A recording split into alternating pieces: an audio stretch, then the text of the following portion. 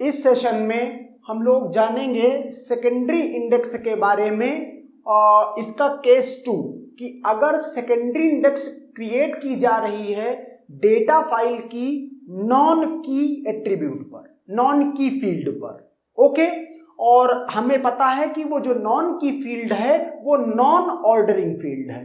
Okay, secondary index apply ही तभी की मतलब क्रिएट ही तभी की जा सकती है अगर वो नॉन ऑर्डरिंग फील्ड हो तो। ओके, तो कहता है इसको इंप्लीमेंट करने के अगर ये नॉन की है तो दो तरीके से इंप्लीमेंट। नॉन की है मतलब इसमें 100% है कि उसकी कॉलम में जो वैल्यूज होंगी उसमें डुप्लीकेट वैल्यूज होंगी।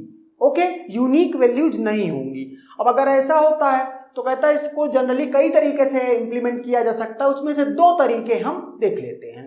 एक पहला क्या है, option 1 is to include duplicate index entries with the same ki value। ki value का मतलब जो यहां पर ये वैल्यू है इसको मैं ki वैल्यू कह रहा हूं। one for each record। Okay, one for each record। और ये जो बनेगी मतलब जितनी भी एंट्री यहां पर, जैसे देखो 1 1, यहां पर देखो 6 6, मतलब डुप्लीकेट हो रहा है। तो कहता है इस 6 के लिए भी इंडेक्स फाइल में एंट्री मेंटेन करो और इस 6 के लिए भी मेंटेन करो, मतलब डुप्लीकेट है तो इससे मतलब नहीं है। फॉर ईच के आई वैल्यू, सारी की सारी के आई वैल्यू की एंट्री यहां मेंटेन करो। अगर आप ऐसा करते हैं तो जो अब यहां की अगर इसकी हर एक रिकॉर्ड की जो वैल्यू है उसके लिए अगर इंडेक्स फाइल में एंट्री मेंटेन है तो ऐसी इंडेक्स क्या होगी, डेंस। वही लिखा हुआ है कि ऐसी इंडेक्स क्या होगा, डेंस इंडेक्स होगी।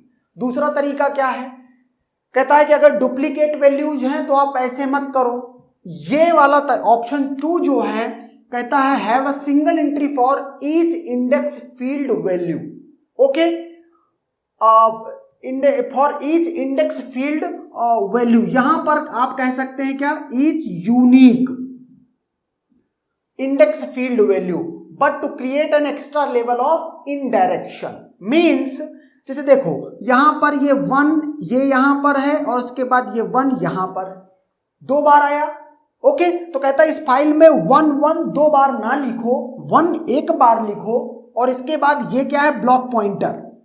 ओके, और यहां पर ब्लॉक पॉइंटर है, ये मैंने एक ब्लॉक क्रिएट कर रखा है, लेकिन ये क्या है, ब्लॉक्स ऑफ रिकॉर्ड पॉइंटर्स। ये ब्लॉक एक इनडायरेक्शन और क्रिएट कर दिया है कि ये क्या मेंटेन कर रहा है, रिकॉर्ड पॉइंटर को मेंटेन कर रहा है। ओके, जैसे यहां पर मैंने कहा कि 1, तो 1 के लिए ये ब्लॉक कोई ब्लॉक का नंबर था, लेट्स से कि इसको मैं B1 बोल देता हूं। ओके, तो यहां 1 लिखा हुआ, इस ब्लॉक पॉइंटर पे गए। अब 1 के रिस्पेक्टिव 2 वैल्यू हैं तो एक 1 के रिस्पेक्टिव ये मैंने पहुंचा दिया और दूसरे 1 के लिए ये रिकॉर्ड पॉइंटर। तो यहां पर मैंने क्या स्टोर करा रखा है, रिकॉर्ड का पॉइंटर, मतलब ये इस जगह का एड्रेस, जैसे ये है तो इस जगह का एड्रेस यहां स्टोर करा रखा है। तो एक बार अगर आपको 1 मिला तो इस ब्लॉक पॉइंटर पे पहुंचे तो आप डायरेक्टली क्या कर सकते हैं, सीधे रिकॉर्ड पे पहुंच सकते हैं। ओके, अच्छा, दूसरा ये देखना कि सपोज करो इस 2 की बात करूं तो 2 के लिए लेट कि मेरा ब्लॉक ये है। ओके, तो ये ब्लॉक पे गया। अब 2 क्या कितनी बार आया है, 2 एक तो ये आया है और दोबारा कभी नहीं आया, तो एक ही एंट्री 2 के लिए ये बन रही है। ये रिकॉर्ड पॉइंटर है, इस जगह का एड्रेस यहां स्टोर करा देंगे।